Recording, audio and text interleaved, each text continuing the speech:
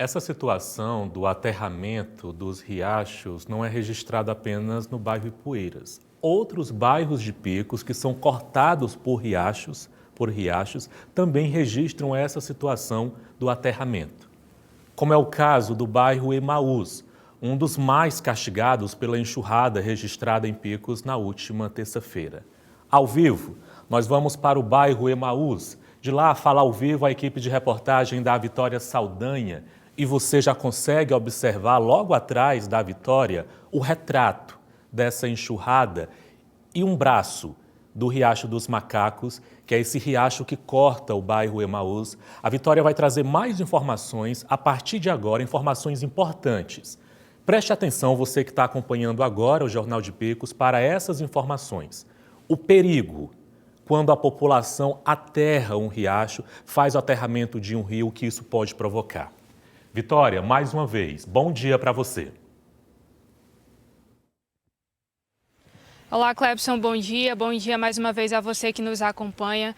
Nós acabamos de acompanhar em reportagem a situação do bairro Ipueiras, que a nossa equipe foi até na manhã de hoje. E aqui no bairro Emaús, a situação, como você mencionou, Clebson, é bem parecida. O crescimento imobiliário vem afetando principalmente essa área de riacho. Aqui atrás da gente temos o Riacho dos Macacos, essa água que corre aqui por essa região. E esse crescimento da construção de casas próximo ao riacho, ou a questão de jogagem de aterro, de lixo, enfim, tem toda uma culpa, uma responsabilidade na situação que vem acontecendo agora na região de Picos, principalmente nessas áreas que nós comentamos. Aqui ao meu lado eu tenho a geógrafa Glácia Lopes e ela vai explicar para a gente um pouco mais sobre essas questões de fato geográficas do território aqui da região de Picos, que não vamos nem usar a palavra culpa, de certa forma tem uma responsabilidade, mas são coisas que afetam a situação que a gente vem passando aqui hoje. Glácia, bom dia. Aproveitando que a gente está aqui bem próximo às margens, o leito, né, do Riacho dos Macacos, eu queria que você explicasse para quem está em casa qual a relação dessa questão do crescimento imobiliário, desse hábito de jogar aterro, restos das construções nesse riacho, o que isso tem a ver com a situação que a gente passa agora? Bom, isso tem tudo a ver, né? Picos tem uma geografia bem particular, né? A cidade de Picos, ela nasceu espremida entre as margens do Rio Guaribas e os morros, né? Então, a gente tem uma região circundada de morros e que tem pouco espaço realmente apropriado para a construção de casas, para a expansão da cidade. Além do Rio Guaribas, a gente tem outros cursos d'água menores. A gente tem uma série de riachos que desaguam no Rio Guaribas. E aí, infelizmente, as pessoas elas acabam desconsiderando, por falta mesmo de conhecimento, esses outros cursos d'água. Então, aqui se fala muito das cheias históricas do Rio Guaribas, mas, por exemplo, dessa vez a gente não teve uma cheia do Rio Guaribas. O Rio Guaribas não extrapolou o seu leito normal. Nós tivemos aqui, na cidade de Picos, um problema com o transbordamento dos riachos, que foi o caso aqui do bairro Emaús e do bairro Canto da Várzea, né? O Riacho dos Macacos transbordou. E na Ipueiras também, os riachos que correm naquela região, em direção ao Rio Guaribas, que transbordaram. Ali o leito do Rio Guaribas também não subiu mais do que o habitual. Então, e por que houve esse transbordamento? Por um conjunto de fatores, né? Primeiro, construções irregulares. Construções em área de preservação permanente, na margem dos riachos, que não deveriam estar ali. Você não pode construir a menos de 30 metros da margem do riacho em hipótese nenhuma.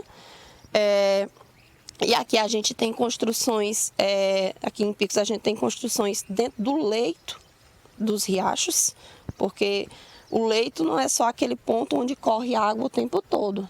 Ali é o leito menor, mas tem o leito maior por onde vai correr água quando a gente tem uma chuva de maior volume.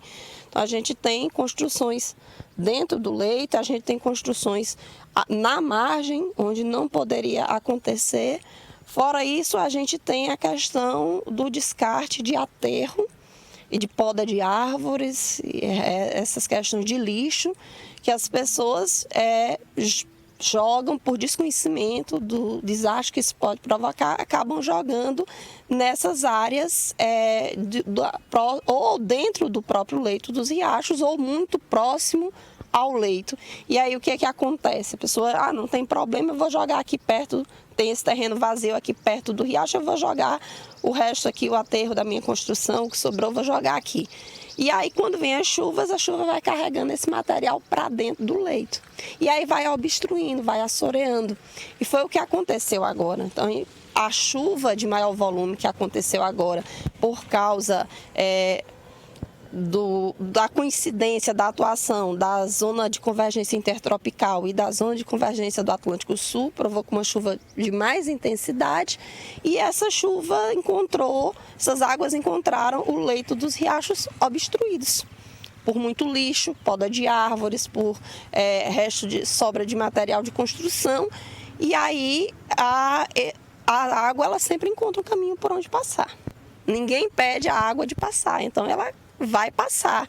Se o seu caminho habitual está obstruído, ela vai dar o jeito dela de passar. E acabou causando toda essa tragédia aqui em Picos, né? Nós tivemos 3 bairros muito afetados, muitas pessoas perderam tudo que construíram ao longo da vida, pessoas perderam a vida. Então, uma situação muito triste que precisa mudar. Porque se as pessoas construíram em locais inapropriados, alguém deixou construir. Então, é preciso saber que para a pessoa construir uma casa, ela precisa de autorização do município. Então, alguém deixou que essa casa foi construída. Alguém que deveria alertar e dizer, olha, não pode, que não é própria para construção, não fez. Fora isso, a lei ambiental do município de Picos prevê o zoneamento ambiental. Por que não foi feito o zoneamento ambiental? Por que não foi delimitado as áreas onde não pode ser construído de maneira nenhuma?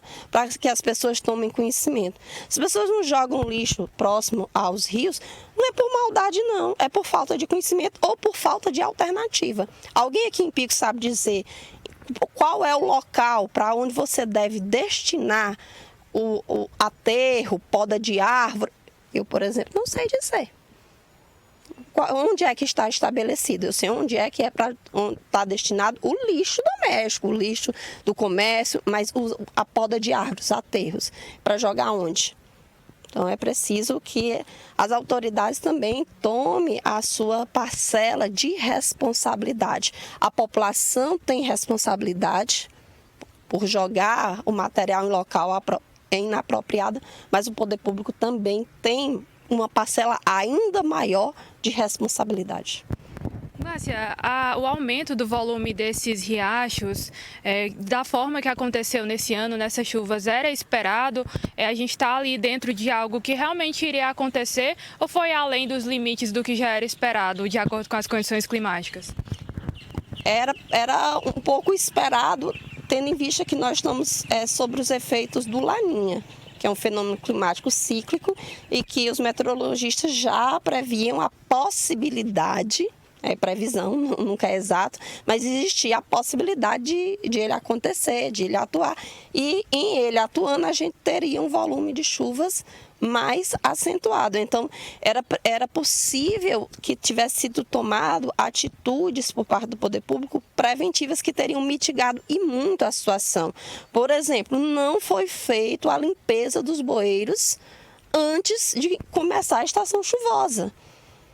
Então, os bueiros todos obstruídos. Aquela primeira chuva que aconteceu em dezembro, aquela primeira chuva mais forte, aconteceu aquele alagamento todo por falta de desobstrução dos bueiros. Tanto é que nessa outra vez agora, já tinham feito a limpeza de muitos dos bueiros e áreas que tinham alagado em dezembro, encheu d'água as ruas, mas não entrou na casa das pessoas, porque a água conseguiu escoar. Então, tinha providências a terem sido tomadas. É claro que não dá para prever 100%, mas muito do que aconteceu agora poderia não ter acontecido. Você comentou que a localização topográfica, né, de picos, ela influencia bastante por conta do território em que ela está localizada, entre esses morros, de fato, esses picos. Houveram outros locais aqui na região que choveram até mais do que picos. E além dessa condição que já é prevista da formação de picos, um outro tópico que foi comentado bastante essa semana foi sobre o crescimento desordenado aqui da cidade. Isso também tem uma influência nessa questão dos alagamentos? Com certeza, porque quando você vai, por exemplo, fazer um loteamento, o arruamento, a forma como vai ser disposta as ruas, ela precisa levar em consideração a drenagem natural, para que as ruas elas não sejam estabelecidas de maneira a dificultar o escoamento, mas sim a facilitar o escoamento. E aqui em Picos, como não há um controle sobre essa expansão urbana, o arruamento ele é feito levando em considerações o aproveitamento financeiro dos terrenos. E as pessoas acabam não levando tanto em consideração o escoamento das águas. Então, muitas vezes, isso atrapalha a água escoar. Então, o crescimento desordenado, o excesso de impermeabilização do solo. Então, a gente... sem espaços para onde a água possa infiltrar, ela vai escoar. E aí ela vai escoar com maior velocidade e vai facilitar a ocorrência dessas enchentes, desses alagamentos. Ok, Glácia, muito obrigada pelas informações. É isso, Clepson. A geógrafa Glácia trouxe várias informações bastante pertinentes para a gente. Algumas coisas em relação a, por exemplo, a ação humana, a falta de ação do poder público são conhecidas por nós, são conhecidas pela população, mas com certeza, vindo de uma profissional explicando dessa forma toda essa cadeia de ações que vieram gerar essas consequências agora nesse período chuvoso, faz com que a gente entenda bem melhor a situação. Eu volto com você aí no estúdio. Isso é verdade, Vitória. É o nosso papel enquanto jornalistas apurar essas informações e, mais do que isso, trazer essa informação para você com credibilidade. Uma informação que ela é embasada em estudos. É uma informação científica, porque a Vitória está entrevistando uma pessoa que estudou boa parte da vida esse assunto.